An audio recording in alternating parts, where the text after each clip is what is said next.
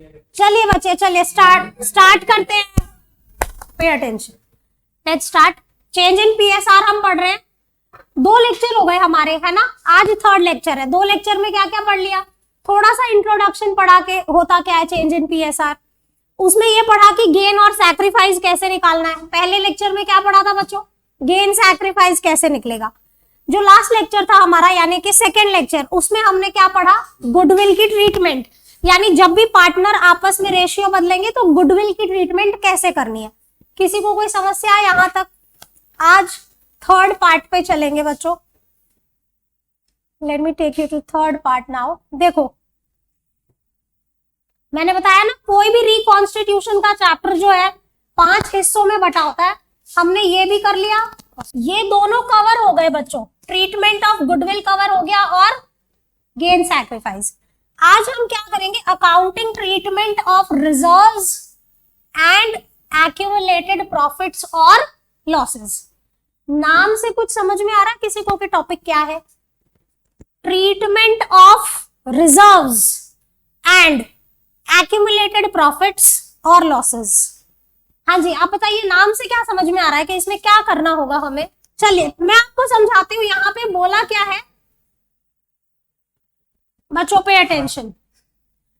आपकी बुक्स में जो रिजर्व्स होंगे, इकट्ठे किए हुए प्रॉफिट्स होंगे या तो इकट्ठे किए हुए लॉसेस होंगे, उनका ट्रीटमेंट कैसे करना है थोड़ा सा बताती हूँ, ध्यान से सुनो। पहले 3 पार्टनर है ए बी सी। इनका जो पहले रेशियो था वो 3:1 था। Now they want to change. अब वो चाहते हैं कि हम 5:3:2 कर देते हैं फॉर एग्जाम्पल। ठीक है, देखिए होगा क्या। ये मान लेते हैं 5 साल से बिजनेस कर रहे हैं फॉर एग्जाम्पल। ये 5 साल से ऑलरेडी बिजनेस कर रहे हैं, तो पिछले 5 साल में इन्होंने कोई रिजर्व्स वगैरह बनाए होंगे बच्चों, से यस। पिछले 5 साल में कोई रिजर्व्स वगैरह क्रिएट किए होंगे, इनके कुछ प्रॉफिट्स इकट्ठे कर रखे होंगे बैलेंस शीट में। तो आपको नहीं लगता कि वो जो पहले कमाए हुए प्रॉफिट्स है वो पुराने रेशियो में ही बटने चाहिए? क्योंकि अब आप रेशियो बदलने जा रहे हो। जो ये रिजर्व्स होते हैं, रिजर्व्स होते क्या है? पास्ट प्रॉफिट्स जो आपने इकट्ठे कर रखे हैं बैलेंस शीट में, करेक्ट। तो अगर वो पुराने प्रॉफिट्स है, रिकॉन्स्टिट्यूशन से पहले के प्रॉफिट्स है, तो वो बटने भी पुराने रेशियो में चाहिए। सही है। कल से आप रेशियो बदलने जा रहे हो तो इसे बांट के खत्म कर देना होता है। क्या करना होता है सिंपल भाषा में? जितने भी आपकी बुक्स में रिजर्व्स हैं, इकट्ठे किए हुए प्रॉफिट्स हैं या इकट्ठे किए हुए लॉसेस हैं, आप उसे पुराने रेशियो में बांट के खत्म कर दीजिए। क्यों खत्म कर दीजिए? क्योंकि अब आप अपना रेशियो चेंज करने जा रहे हैं। एंड दीज प्रॉफिट्स और reserves are earned before reconstitution. Exam में 1 मार्कर क्वेश्चन आ सकता है, why all reserves accumulated profits are distributed at the time of reconstitution? Simple one liner answer, because they were earned before reconstitution. Correct है ना? चलिए, सो अब हम क्या करेंगे डिटेल में पढ़ते हैं। अभी थोड़ा सा शॉर्ट में मैंने बताया कि बांट के खत्म कर दो। क्या बताया? बांट के खत्म कर दो। किस रेशियो में बांटो? पुराने रेशियो में। Very good. So let's move to 3rd part. Accounting treatment of reserves and accumulated profits or losses. बच्चों ये बैलेंस शीट गिवन होगी आपको। जिस दिन पार्टनर्स अपना रेशियो बदल रहे हैं उस दिन बैलेंस शीट गिवन होगी। आप मुझे बताओ कि रिजर्व्स इधर लायबिलिटी साइड पे होंगे या एसेट साइड पे? कौन बोला ये? रिजर्व्स पूछा, ध्यान से सुनो। Liability side. रिजर्व्स क्या होंगे? लायबिलिटी हेड में गिवन होंगे। तो आप बताओ लायबिलिटी डेबिट बैलेंस होती है या क्रेडिट? क्रेडिट। उसको खत्म करने के लिए क्या करना पड़े? डेबिट। तो एंट्री क्या हो जाएगी? रिजर्व डेबिट हो जाएंगे और वो पार्टनर्स को जाके क्रेडिट हो जाएंगे। Reserve debit to partners. हाँ बोलो। अगर कोई एक्यूमुलेटेड प्रॉफिट होगा वो भी यहीं पे होगा। हाँ बोलो। अगर कोई एक्यूमुलेटेड लॉस होगा तो वो इधर होगा, डेबिट साइड में, एसेट साइड। तो उसको खत्म करने के लिए क्या करना पड़ेगा? क्रेडिट। समझ में आ रहा है? अभी सिंपल रूल क्या बताया कि आपकी बैलेंस शीट में कोई भी रिजर्व, कोई भी एक्यूमुलेटेड प्रॉफिट्स या एक्यूमुलेटेड लॉसेस दिखे, बांट देना बिना दिमाग लगाए। किस रेशियो में? अगर वो डेबिट बैलेंस है तो उसको क्रेडिट कर दो, खत्म हो जाएगा। क्रेडिट है तो डेबिट कर दो, खत्म हो जाएगा, सिंपल। चलिए पढ़ते हैं। If at the time of change in PSR reserves and accumulated profits और losses appear in the books of firm. So आप क्या बोला, if at the time of change in PSR reserves और accumulated profits losses appear in the books of firm, they are transferred to, ध्यान से देखो, they are transferred to partners capital account if it is fluctuating, current account if it is fixed, in their old profit sharing ratio. कौन सा ratio? Old profit sharing. इस पे कर दिया मैंने, मेरे को भी दिमाग खराब हो रहा है। Old profit sharing ratio, because reserves and accumulated losses were earned before reconstitution. अभी मैंने बताया ना, 1 मार्कर क्वेश्चन आ सकता है कि क्यों बांटते हो, तो बोल देना क्योंकि पहले कमाया था इसलिए बांट रहे हैं, सिंपल। कुछ टेक्निकल नहीं बताया ना मैंने, ठीक है बच्चे। Therefore they are transferred to partners capital और current account in their old ratio। मैं यहां लिखती हूँ कौन से रेशियो में बांटोगे, इतना बड़ा लिखती हूँ ताकि याद रहे, ओल्ड रेशियो में बांटेंगे, सिंपल है। कोई शक कोई शंका बच्चों? जर्नल एंट्री पे आते हैं, जर्नल एंट्री कैसे करोगे। अभी मैम इसमें और बहुत सारी चीजें बताएंगी, इतना छोटा टॉपिक नहीं है ये, अभी और डिटेल है इसमें, इसको पढ़ो बच्चे, इसको अभी इग्नोर करना, मैं जो स्टार लगा रही हूँ इसको इग्नोर करना, ठीक है। रिजर्व डेबिट हो गया, क्यों डेबिट हो गया? क्योंकि ये लायबिलिटी साइड पे गिवन था। प्रॉफिट एंड लॉस का क्रेडिट बैलेंस जो होगा, जो लायबिलिटी साइड पे होगा, वो भी रिवर्स हो गए। क्रेडिट किसको हो गए जाके? All partners in their old ratio, यानी सारे पार्टनर्स में बांट दो उनके पुराने रेशियो में।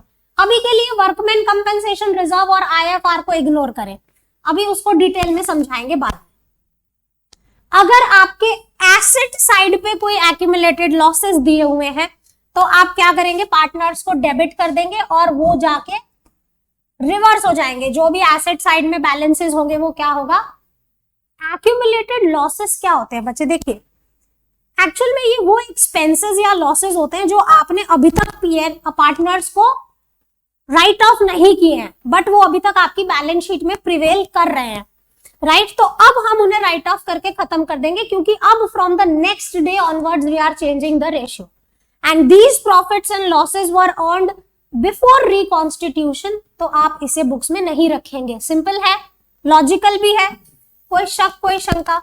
ओके अब आते हैं कि मैम ये जो पेंडिंग रखा, ये आपने पेंडिंग क्यों रखा? तो देखिए ये जो रिजर्व है, ये वो रिजर्व है जो बिना किसी पर्पस से आपने बनाया हुआ है, जनरल रिजर्व जिसे आप बोलते हैं। रिजर्व क्या होता है? इकट्ठा किया हुआ पैसा, सिंपल है। जो आपने पैसा इकट्ठा कर रखा होता है बिजनेस में, वो रिजर्व होता है। अब या तो आपने बिना किसी पर्पस से उसको रखा हुआ है, जैसे हम घर में भी करते हैं ना, कई बार मम्मा करती है कि भाई पैसे बचाने चाहिए, कोई पर्पस नहीं है बट होता है कि हाँ पैसे बचाने चाहिए, जरूरत में काम आएंगे, बिना किसी पर्पस के। So that is called general reserve. यानी अगर किसी पर्पस के बिना का रिजर्व है तो आप बांट के खत्म कर दो, दिमाग मत लगाओ। लेकिन कई बार क्या होता है कि हम किसी पर्पस से रिजर्व बना लेते हैं, किसी पर्पस से रिजर्व, उसे कहते हैं स्पेसिफिक रिजर्व। क्या कहते हैं? Specific reserve. अब उसके लिए क्या करना है वो देखते हैं। स्पेसिफिक रिजर्व को आप आंख बंद करके नहीं बांट सकते बच्चों। जो जनरल पर्पस रिजर्व है आप बांट दीजिए, बट जो स्पेसिफिक रिजर्व्स है you can not distribute as it is, कि भाई आंख बंद की और बांट दिया, ऐसा नहीं कर सकते। चलिए पहले आपके कोर्स में 2 ही स्पेसिफिक रिजर्व पढ़ने हैं, पहला वर्कमैन कंपेंसेशन रिजर्व, दूसरा इन्वेस्टमेंट फ्लक्चुएशन, ठीक है जी बच्चों। ये जितने भी रिकॉन्स्टिट्यूशन के चैप्टर पढ़ोगे सेम ट्रीटमेंट।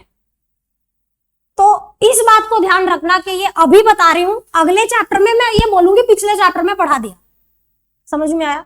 ये बोलूंगी कि पिछले चैप्टर हो, अगर मैंने रिवाइज भी कराया तो I will be going very fast, क्योंकि सेम यही चीजें मैंने वहां गानी है। जितने भी रिकॉन्स्टिट्यूशन के चैप्टर है उसमें एक ही ट्रीटमेंट है। तो अच्छी बात ये हो गई कि वहां पे हमें इसको दोबारा नहीं पढ़ना, करेक्ट। चलिए वर्कमैन कंपेंसेशन रिजर्व पे आते हैं बच्चों। नाम से समझ आ रहा है कि क्या चीज के लिए बनाया गया रिजर्व होगा? हाँ, लेबर के लिए। अच्छा क्यों बनाओगे? बिल्कुल सही बताया बच्चे आपने। आप ये कह रहे हो कि अगर कोई बाय चांस एक्सीडेंट हो गया लेबर के साथ और हमें उसको पैसे देने पड़ गए, तो उस पर्पस से जो हम रिजर्व बनाते हैं वो क्या होता है, वर्कमैन कंपेंसेशन रिजर्व। अभी आते हैं उस मुद्दे पे, आई डिस्कस। बच्चों पहले मेरे क्वेश्चन का आंसर दो, रिजर्व और प्रोविजन वर्ड में क्या अंतर है। ओके, आपका कहना है कि रिजर्व जो होता है वो एप्रोप्रिएशन है और प्रोविजन जो होता है वो चार्ज अगेंस्ट प्रॉफिट है, ठीक है। और बताओ, अभी भी प्रोविजन कंटिंजेंट होता है, आपने उल्टा बोल दिया बच्चे जी। और कोई कारण ये रिजर्व और प्रोविजन क्यों डिफरेंट है, चलिए मैं बताती हूँ। देखिए प्रोविजन जो होता है बच्चों, ध्यान दो, प्रोविजन जो बनाते हैं ना हम, पहले रिजर्व और प्रोविजन का डिफरेंस समझो ताकि आपको कंफ्यूजन ना हो आगे जाके। प्रोविजन जो होता है वो किसी नोन लायबिलिटी के लिए होता है, जो पता है कि ये लायबिलिटी आएगी ही, समझ में आ रहा है। रिजर्व आप स्पेसिफिक बना सकते हो, किसी पर्पस से आप रिजर्व बना सकते हो, पर जरूरी नहीं है कि वो जरूरत पड़े, समझ में आया। अब जैसे बच्चे ने बताया कि वर्कमैन कंपेंसेशन रिजर्व हम इसीलिए बनाते हैं कि अगर किसी लेबर के साथ कोई एक्सीडेंट हुआ तो हम उसे पैसे दे पाएंगे। अगर मान लो हमारी फैक्ट्री का कोई लेबर है, उसके साथ कोई हादसा हो गया हमारी ही फैक्ट्री में, तो उसको पैसे देने पड़ेंगे, लेकिन जरूरी तो नहीं है कि ऐसा हो, पक्का। यानी कहने का मतलब है कि रिजर्व्स जो क्रिएट होते हैं वो जरूरी नहीं है कि इस्तेमाल करने ही पड़े, यू गेटिंग माय पॉइंट। लेकिन प्रोविजन जो होता है वो हमेशा फॉर अ नोन लायबिलिटी होता है, जिस लायबिलिटी का आना पक्का होता है, समझ में आ रहा है। यस, जैसे अगर मैं एग्जांपल आपको दूं आपकी पर्सनल लाइफ से, अगर मैं जोड़ के बताऊं तो से फॉर एग्जांपल अगर मिस्टर दुग्गल को पढ़ने बाहर जाना है 12th के बाद, ठीक है, इन्होंने डिसाइड कर रखा है कि इनको ऑक्सफोर्ड पढ़ने जाना है या जहां भी इसको जाना है XYZ। अब इसके पेरेंट्स को पता है कि जब मेरा बच्चा बाहर जाएगा मुझे कम से कम 20 लाख रुपए 10 लाख रुपए जो भी लगेंगे वो चाहिएंगे। हाँ बोलो, नॉन लायबिलिटी हो गई ना, यानी पक्का पता है कि ये खर्चा आएगा, इस खर्चे को क्या आप टाल सकते हो, नहीं। हाँ ये जरूर है कि इसके पेरेंट्स को, ये जरूर है कि इसके पेरेंट्स को एग्जैक्ट अमाउंट नहीं पता, लेकिन ये लायबिलिटी आएगी वो पक्का पता है। हाँ बोलो, तो उसके लिए जो पैसे इकट्ठे किए जाते हैं वो प्रोविजन होता है। बट रिजर्व जो हम इकट्ठा करते हैं जरूरी नहीं है कि वो काम आए, समझ में आया, कोई दिक्कत है, वेरी गुड। तो रिजर्व क्या है, अब इस पे समझ आ गया। अब पढ़ो वर्कमैन कंपेंसेशन रिजर्व क्या है।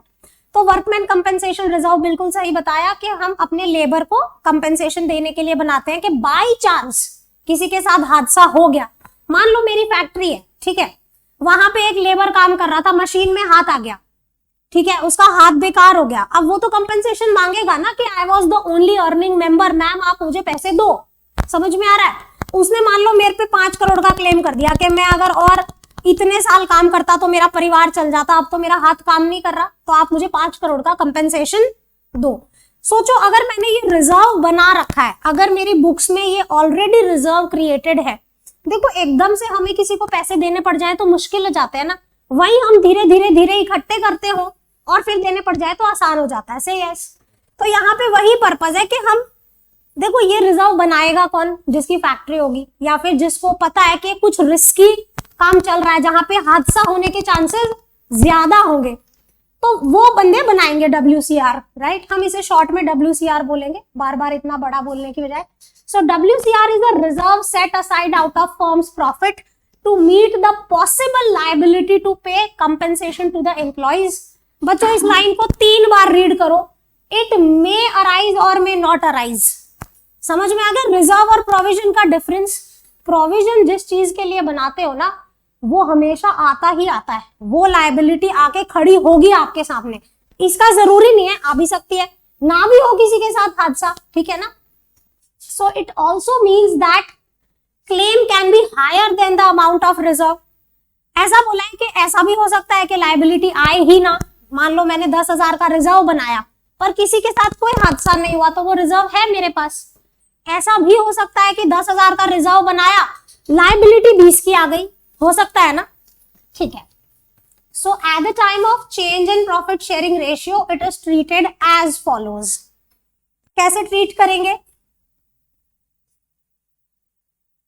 पहला दिया हुआ है if there is no claim, यानी अगर आपकी बैलेंस शीट में 10,000 का रिजर्व है, वर्कमैन कंपेंसेशन रिजर्व, और अभी तक इसके आगे कोई लायबिलिटी नहीं है, यानी इसके अगेंस्ट कोई भी लायबिलिटी नहीं है, किसी भी लेबर के साथ कोई हादसा नहीं हुआ, किसी ने कुछ क्लेम नहीं किया, तो ठीक है, बांट के खत्म कर दो। रिकॉन्स्टिट्यूशन के टाइम तक अगर ऐसी कोई लायबिलिटी आपके सामने नहीं है तो आप इसे बांट के, पार्टनर्स को बांट के खत्म कर दो। सिंपल है, देखो कैसे बांटा हुआ है। If there is no claim against WCR, if there is no claim against WCR, it is distributed in their old ratio. The journal entry will be as follows: workman compensation reserve account debit to partners capital or current in the old, इतना बड़ा लिखा है, अब भूले ना तो पिटोगे, ठीक है। ओल्ड रेशियो में इसको बांट के खत्म कर देना, समझ में आया? ओके, अब ये तो स्थिति थी जहां पे कोई क्लेम है नहीं। बच्चों अगर कोई क्लेम होगा तो क्या करोगे? Let's see, if there is a claim, अगर कोई क्लेम है तो उसमें भी 3 पॉसिबिलिटी है। अगर कोई क्लेम आ जाता है उस रिजर्व के अगेंस्ट तो बच्चों वहां पे 3 पॉसिबिलिटी है। क्या 3? या तो जो क्लेम है वो कम है, या फिर बराबर है, या फिर क्लेम ज्यादा है, राइट। एक एग्जाम्पल ले लेते हैं हम। ओके, आई टेक कि मेरे पास 9,000 का क्लेम है और मैंने रिजर्व जो बना रखा है वो 12,000 का बना रखा है, ठीक है। मेरा रिजर्व 12 ही रहेगा। दूसरे केस में मैं क्या करती हूँ, इक्वल कर देती हूँ इसको। मेरे ऊपर क्लेम भी 12 का आ गया और मैंने रिजर्व भी 12 का ही बनाया था। तीसरे केस में क्या हुआ, मेरे पास रिजर्व 12 का था, मेरी लायबिलिटी 15 की आ गई।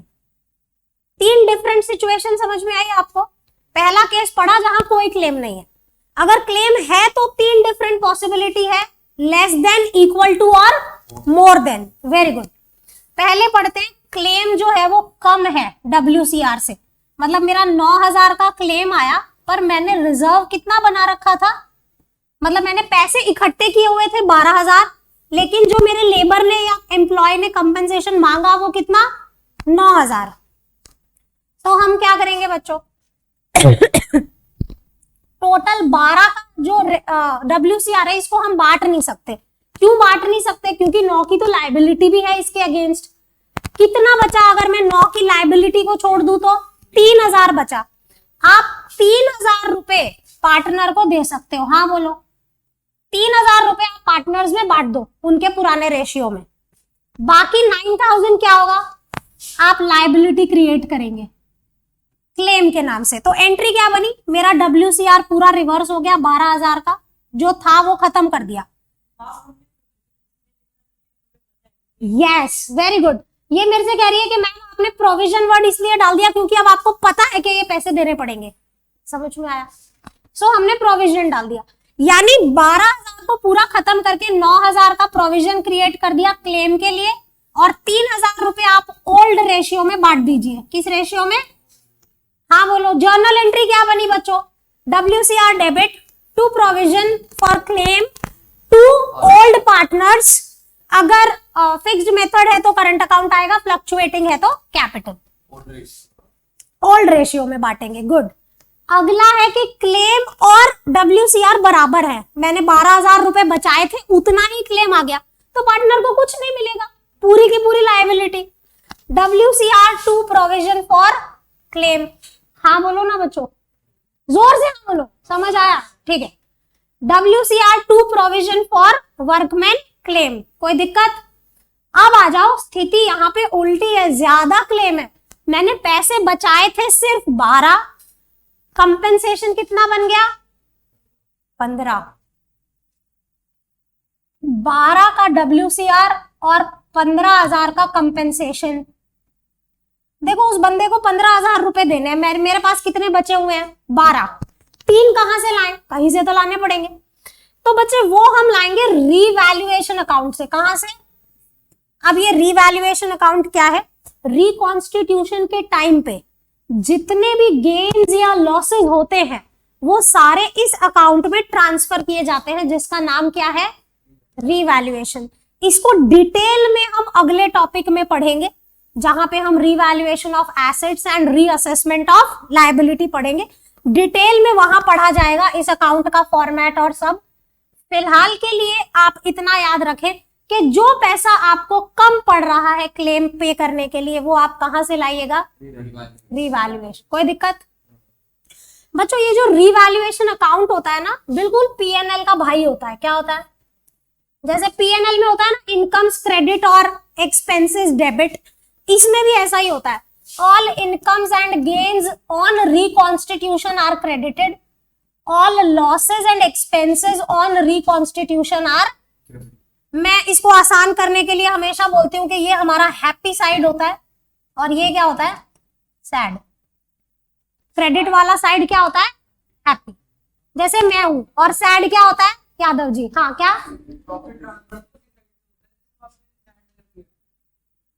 अरे गुरु, यहाँ पे इनकम्स क्रेडिट होती है ना, तो ये हैप्पी साइड हुआ, ये कह रही हूँ। चलो ठीक है, will discuss in detail later on. फिलहाल के लिए समझो कि क्लेम पे करने के लिए जो 3000 रुपए कम पड़े वो कहां से आएंगे? रीवैल्यूएशन। तो अब रीवैल्यूएशन में डेबिट होंगे या क्रेडिट होंगे? एक्सपेंसेस एंड लॉसेस डेबिट होंगे, यानी रीवैल्यूएशन में इधर साइड आएगा। हाँ बोलो, से यस। बच्चे अगर आप यहाँ पे 3000 रुपए डेबिट कर रहे हो और कोई एंट्री नहीं है अभी यहाँ पे, ठीक है, फिलहाल और कोई एंट्री नहीं है, तो आप मुझे बताओ इस अकाउंट में प्रॉफिट हो गया या लॉस? लॉस हो गया, क्योंकि हमने क्या किया? एक्सपेंस डेबिट कर दिया। तो ये लॉस अब पार्टनर्स को बट जाएगा। हाँ बोलो, रीवैल्यूएशन में जो लॉस होगा कौन बेयर करेगा? Ultimately partners. तो पहली एंट्री तो हो गई WCR 12, जो 3000 रुपए हमने रीवैल्यूएशन से निकाले वो रीवैल्यूएशन में डेबिट, और टोटल लायबिलिटी हमने 15 की क्रेडिट कर दी। ठीक है जी। अब जो ये 3000 का लॉस हुआ, इस 3000 के लॉस को कौन भुगतेगा? Partner. Partner capital to revaluation again in old. से यस। बच्चों दोबारा बताऊं, 4 केसेस हैं WCR के, ये लास्ट वाला दोबारा बताऊं।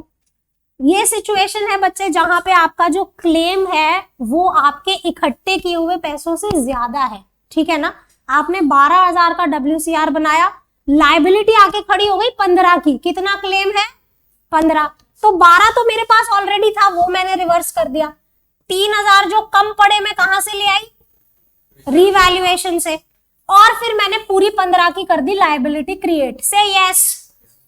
ये जो 3000 का लॉस हो गया रिकॉन्स्टिट्यूशन के टाइम पे, उसे कौन भुगतेगा? पार्टनर। तो partner capital to revaluation in the old ratio. बच्चों I hope I am able to make this clear. Total 4 case हैं, या तो क्लेम है ही नहीं, क्लेम नहीं है तो बांट दो। अगर क्लेम है तो 3 पॉसिबिलिटी है, क्लेम कम है, क्लेम बराबर है, क्लेम ज्यादा है। अगर क्लेम कम है तो जितना क्लेम में जाना है उतना क्लेम में डालो, बाकी बांट दो। बराबर है तो पार्टनर को कुछ मिलेगा ही नहीं, ज्यादा है तो ये मैंने समझा दिया। ठीक है जी, आई होप क्लियर है। अल्टीमेट इफेक्ट हो सकती है आपका आंसर। आप ये कह रहे हो कि मैम मैं यही डेबिट कर दूं तो, बट कहने का ये मतलब है कि ये जो 3000 रुपए कम पड़ रहे हैं वो रीवैल्यूएशन से लाते हैं हम रिकॉन्स्टिट्यूशन के टाइम। ठीक है बच्चे, अभी तो आप सिर्फ एक सिचुएशन देख रहे हो, आगे जाके आप पूरा क्वेश्चन जब सॉल्व करेंगे, जब चेंज इन PSR का एक फुल फ्लेज क्वेश्चन आएगा, उसमें क्या होगा? ये 5 पार्ट इकट्ठे होंगे, तो उस टाइम पे तो हमें करना पड़ेगा ना। जो इस चैप्टर का फुल फ्लेज क्वेश्चन है, जो मैं आपको 5 टुकड़े तोड़ तोड़ के समझा रही हूँ, उस क्वेश्चन में ये 5 जुड़े होंगे। Right, okay, can we move to next बच्चों? यस, हाँ, ओके, वेरी गुड क्वेश्चन। ये कह रहा है कि हमारे पास, हाँ मैं समझ गई। ठीक है, इसका कहना है कि क्लेम कोई है ही नहीं, हमने बांट दिया।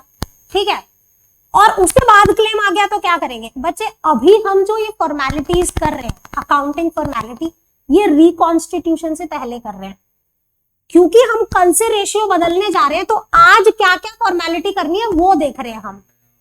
समझ रहे हो आप? बिल्कुल आपका क्वेश्चन जायज है बच्चे, लेकिन ये सारी फॉर्मेलिटी हम पुराने प्रॉफिट्स को सेटल करने के लिए कर रहे हैं। आगे क्लेम आ गया तो आगे पे करेंगे, करेक्ट। ओके, चलिए आगे, या किसी और को कुछ पूछना है?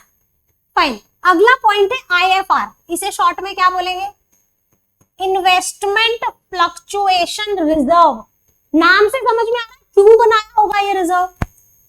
IFR बच्चों हम बनाते हैं जब हमारे पास कोई ऐसी सिक्योरिटी होती है जो सब्जेक्ट टू मार्केट रिस्क होती है, जिसका प्राइस बढ़ भी सकता है और कम भी हो सकता है। तो ये रिजर्व हम बनाते हैं उस स्थिति के लिए कि वो कम हो गई तो जो हमें लॉस होगा हम इस रिजर्व से सेटल कर लेंगे। समझ में आया? मान लो आपने कोई 100 रुपए की सिक्योरिटी खरीदी, क्योंकि वो वॉलेटाइल है, सब्जेक्ट टू मार्केट रिस्क है, अगर उसका प्राइस 60 रुपए हो गया, होता है ना शेयर में पैसे डूब जाते हैं, तो ये जो 40 रुपए आपके घट गए, राइट, ये लॉस हो गया। या तो आप इसे पीएनएल में डेबिट करो। अगर आपने ऐसा कोई रिजर्व बना रखा है तो एकदम से आपका पीएनएल अकाउंट हिट नहीं होगा जाके, getting my point, because you have already saved for the purpose. तो आप इससे उस लॉस का सेट ऑफ करें rather than debiting to PNL. ठीक है बच्चे, वेरी गुड। सो IFR क्यों बनता है? Investment fluctuation reserve is set aside out of profits to meet the fall, to meet the, यानी प्राइस गिरे तो उस लॉस को बेयर करने के लिए हम ये बनाते हैं।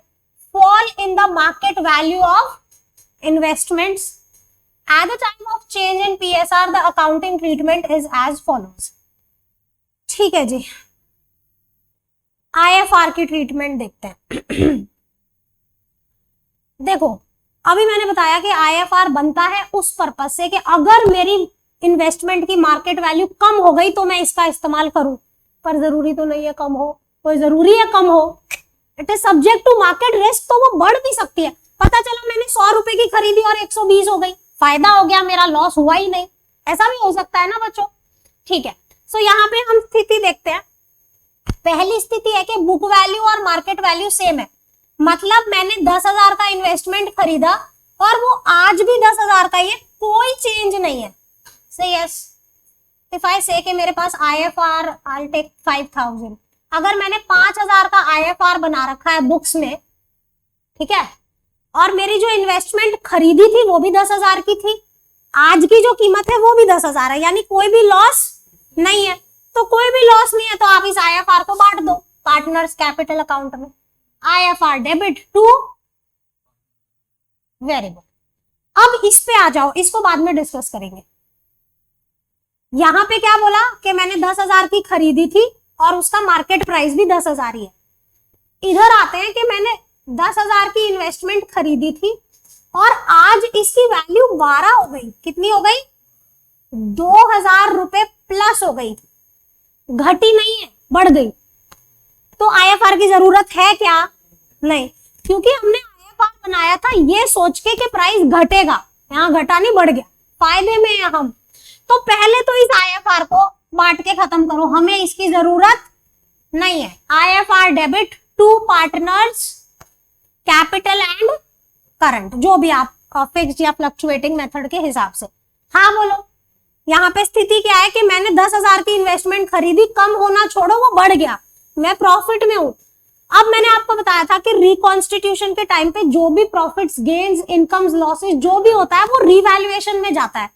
मेरा 10,000 का एसेट 12 का हो गया, 2,000 का प्रॉफिट है, कहां जाएगा? रिवैल्यूएशन। इन्वेस्टमेंट बढ़ गई 2,000 रुपए से और बढ़ गया तो हम रिवैल्यूएशन क्रेडिट करेंगे। अब इस बढ़ने के कारण जो प्रॉफिट हुआ किसको मिलेगा? रिवैल्यूएशन टू पार्टनर्स कैपिटल से यस।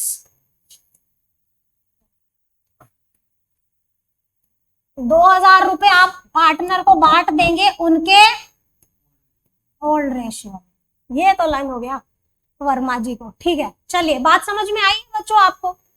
मैंने 2 केस डिस्कस किए, पहला कि मेरी मार्केट प्राइस पे कोई फर्क पड़ा ही नहीं है, दूसरा कि मेरी मार्केट प्राइस बढ़ गई।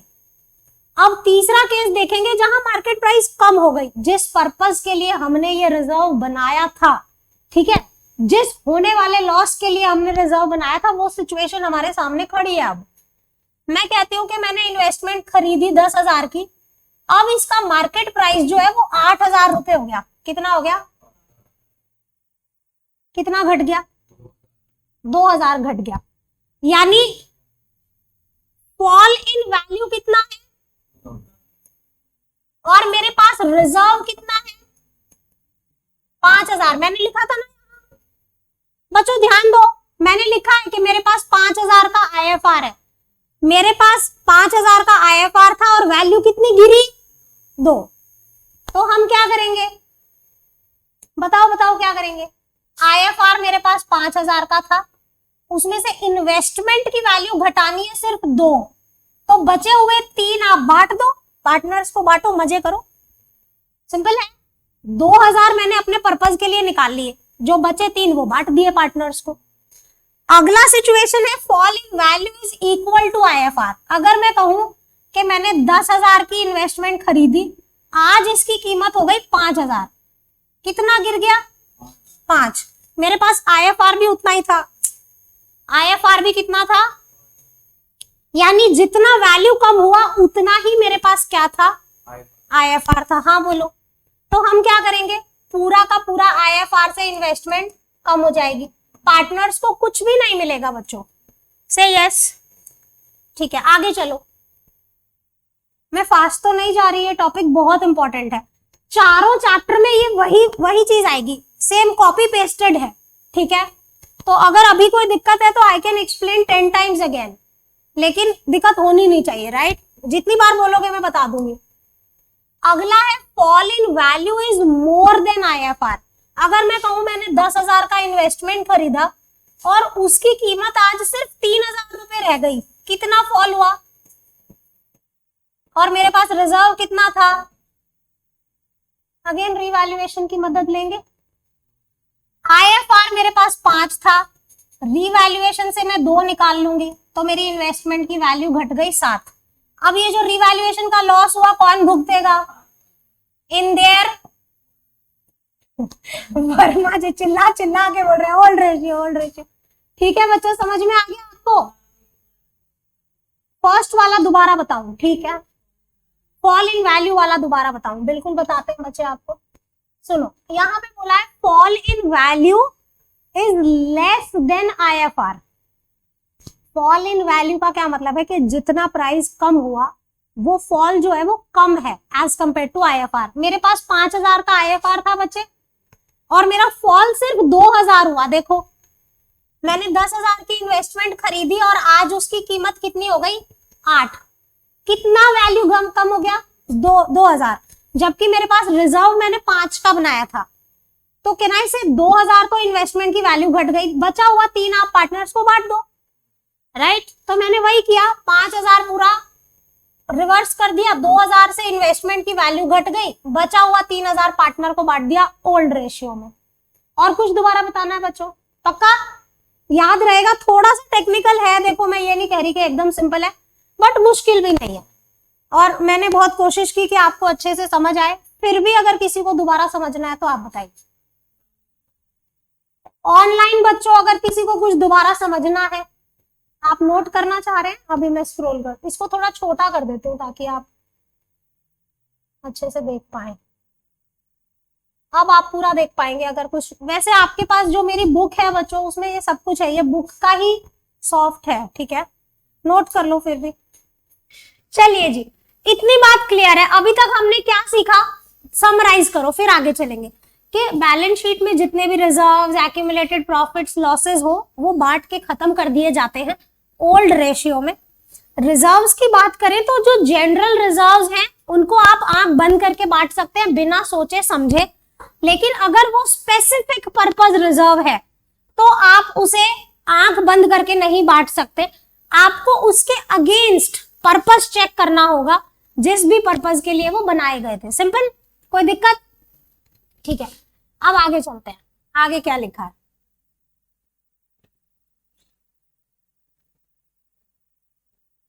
इस लाइन को पढ़ो, क्या लिखा हुआ है, थोड़ा और बड़ा करते हैं। Reserves, accumulated profits, losses are to be distributed even if the question is silent, और वो 100% साइलेंट होगा।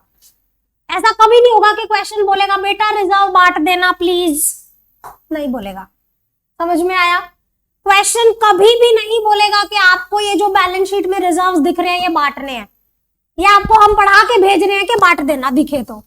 यहाँ क्या बोला है, you will distribute them even if it is silent, और वो 110% साइलेंट होगा।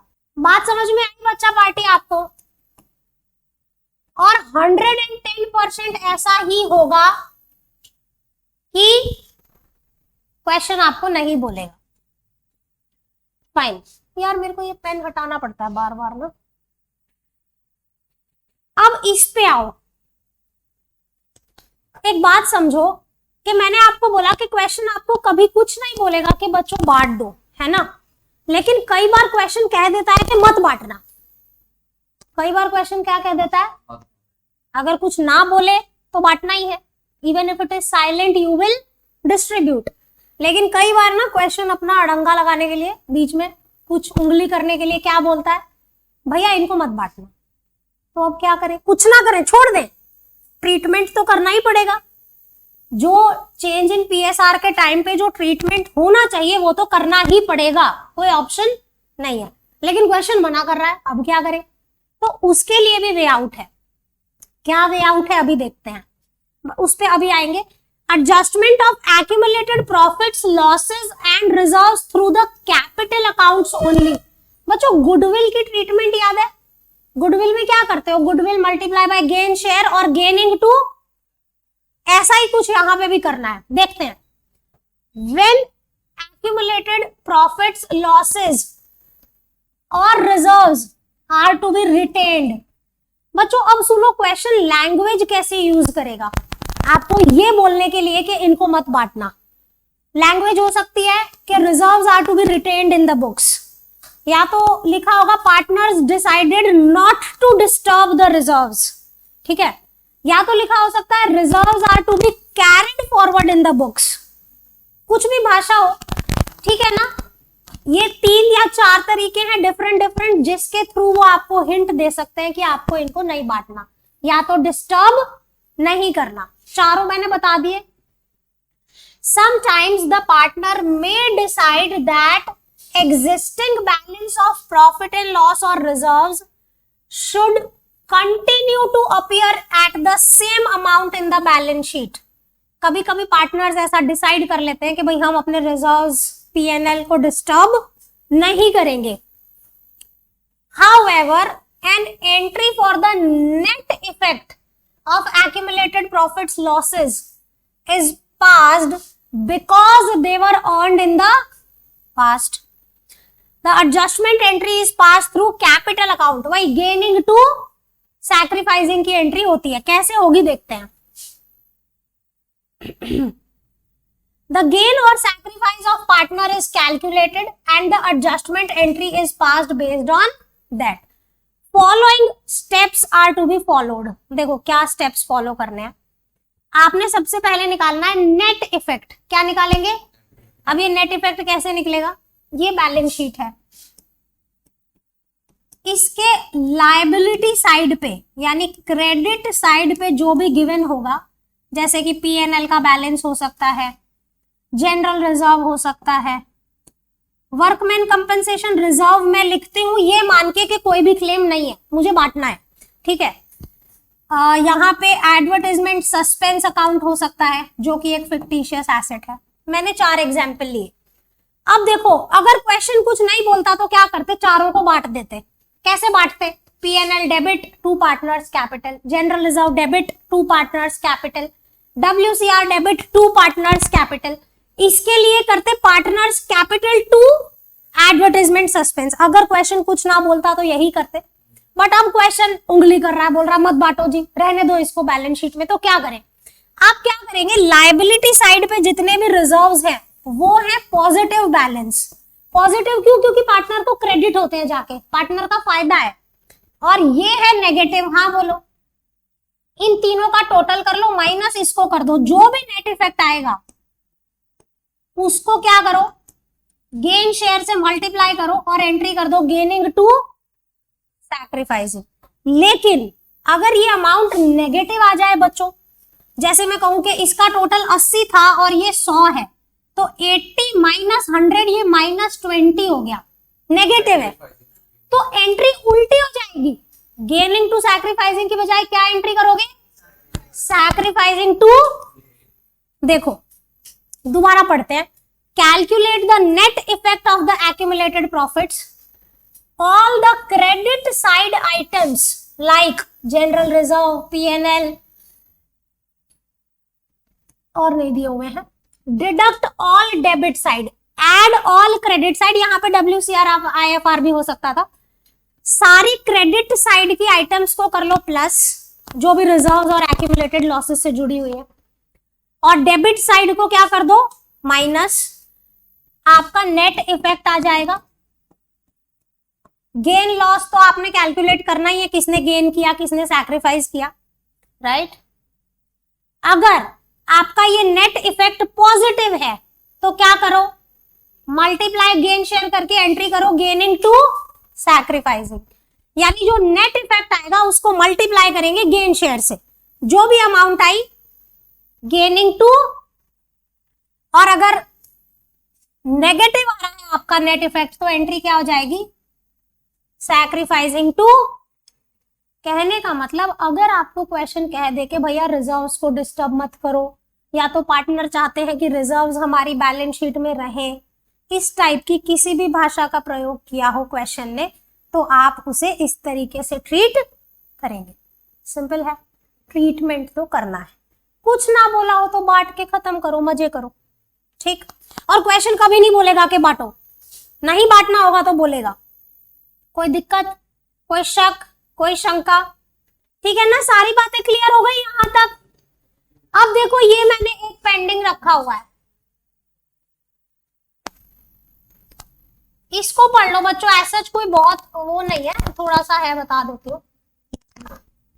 आपको बोला है कि आपकी बैलेंस शीट में जो एम्प्लॉय प्रोविडेंट फंड होता है और एम्प्लॉय इंश्योरेंस होता है वो लायबिलिटी होती है, इसलिए बांटना मत, ऐसा बोला है। जो प्रोविडेंट फंड होता है, प्रोविडेंट फंड क्या होता है? करेक्ट, बिल्कुल सही। जो सैलरी का पार्ट होता है और वो कट होता है बाद में, एक तो एम्प्लॉय भी उस पर कॉन्ट्रीब्यूट करता है और ऑर्गेनाइजेशन भी, वो बाद में एम्प्लॉय को दे दिया जाता है। एम्प्लॉय का सैलरी का पार्ट होता है बेसिकली, तो अगर वो बैलेंस शीट में गिवन है तो वो रिजर्व नहीं होता, उसको बांट मत देना, उसको वहीं छोड़ देना, ऐसा बोला है कि पीएफ अगर देखो तो उसको बांट मत देना। आगे ESI, employ insurance, employ insurance के लिए अगर आपने कोई पैसे इकट्ठे कर रखे, even that is your liability. Employ state insurance, so this one insurance, अगर आप अपने एम्प्लॉयज का इंश्योरेंस कट कर रहे हैं, एम्प्लॉय स्टेट इंश्योरेंस इसको बोलते हैं। सो यस, क्योंकि वो भी लायबिलिटी है, तो पीएफ और ईएसआई दोनों को आप नहीं बांटेंगे। अगर बैलेंस शीट में गिवन है, let it be as it is, छोड़ दे उसे। समझ में आ गई बात बच्चों? कोई दिक्कत? हाँ जी, क्या? सॉरी, हाँ, इनको कंसिडर नहीं करेंगे। यस, हाँ बोलिए। ये पार्टनर, हाँ, ये एम्प्लॉइज को पे करनी है ना, दिया नहीं है, करेक्ट। हाँ जी, रिजर्व नहीं है, लायबिलिटी है, प्रोविजन भी नहीं है, लायबिलिटी। ये एक फिक्स्ड अमाउंट होती है ना बच्चे, तो प्रोविजन की अमाउंट फिक्स नहीं होती, this is a fixed amount, ऐसा हो ही नहीं सकता। आउट ऑफ द सिलेबस भी नहीं, आउट ऑफ सब्जेक्ट क्वेश्चन पूछा तूने। चलिए कोई बात नहीं, बट गुड, पूछना चाहिए बच्चे। जो भी मन में शक आए, शंका आए, उसे पूछा करो, ठीक है। मतलब 10 बार भी पूछोगे तो आई विल आंसर, कोई दिक्कत नहीं। शायद आपका सवाल मुझे कुछ नया सिखा जाए। टीचर है, गूगल तो है नहीं, हम है ना। मतलब हो सकता है कि आप कुछ ऐसा पूछ दो जिसका मुझे भी सोचना पड़े कि यार हाँ बच्चे ने अच्छा पूछा, कुछ सीखने को मिला, तो पूछा करो, ठीक है। मेरी बात समझ में आ रही है? उधर जग रहे हो पीछे, ठीक है। सो बच्चे यहां तक इस टॉपिक का थ्योरी पार्ट है। अभी इसके 12 या 13 प्रैक्टिकल क्वेश्चंस भी हैं जो हम अगली क्लास में करेंगे। एक काम करना, आपके पास, सबके पास मेरी बुक है, जो आपके पास नहीं होगी, ठीक है, मेरे से लेके जाना। सो कहने का मतलब मेरी बुक में से आप इतना रिवाइज करके आएंगे जितना मैंने आज करवाया है, रिजर्व के ट्रीटमेंट को रिवाइज करके आएंगे ताकि जब हम नेक्स्ट लेक्चर में सम्स करें आपको आसानी हो. Correct? That's all for the day. I hope you guys enjoyed. Thank you.